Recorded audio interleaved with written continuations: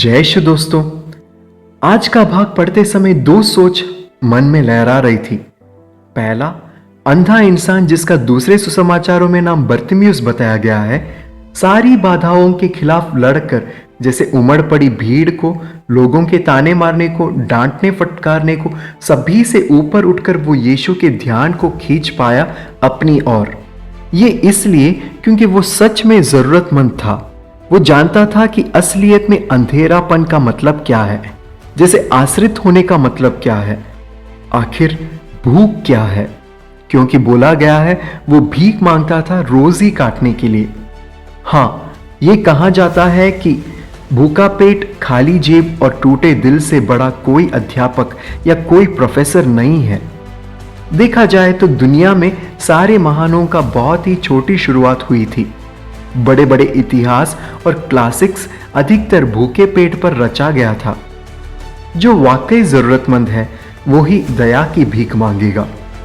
ध्यान रहे, भले ना वो अंधा था और अंधेपन से मुक्त होना चाहता था, उसने दया के लिए भीख मांगी। दूसरी बात यह है, यीशु बर्तिमियुस की जरूरत को जानकर भी वे उनसे पूछते हैं हमेशा की तरह, तुम मुझसे क्या चाहते हो, मैं तुम्हारे लिए क्या करूं। ये हमारे लिए एक बड़ी सीख है। हम बहुत बार ऐसे सोचते हैं, यीशु हमें जानता है, हमारी ज़रूरतों को जानता है, वो हमारे कमज़ोरियों को और हमारी आवश्यकताओं को जानता है।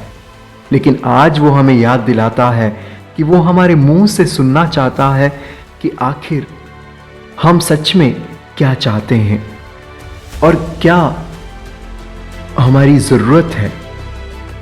वे ज़रूर एक प्यारे ईश्वर है जो अपनी बच्चों के ज़रूरतों को समझते हैं और फिर से जैसे वचन कहते हैं, पहले ईश्वर और उनके राज्य को खोजो और बाकी सब तुम्हें दिया जाएगा। लेकिन वो कभी हमारी आज़ादी को कब्जा नहीं करते, बल्कि हमारे दिल की असली चाह को वे सुनना चाहते हैं। बताओ और मैं तुम्हें देने के लिए तैयार हूं। हालांकि उन्होंने 10 कोढ़ियों को निरोग किया, लेकिन जो एक उनके पास वापस आया उसी का उद्धार हुआ। वो एक जिसने अपने मन की सच्ची इच्छा को उसके दिल की पूरी गहराइयों से पूरा करने आया और उसे लग रहा था सिर्फ ये करने से ही उसे चैन मिलेगा। तो सवाल हमारे सामने ये है कि क्या हमने यीशु के ध्यान को हमारी ओर खींचा है? आज तक हमने क्या किया है उनके ध्यान को खींचने के लिए? और अगर वो हमारी ओर मुड़ता है तो क्या होगी वो एक चीज जो तुम उनसे मांगोगे? याद रहे, ईश्वर कोई व्यापारिक मशीन नहीं है जिसमें बटन दबाया, पैसे डाले और सामान बाहर आया।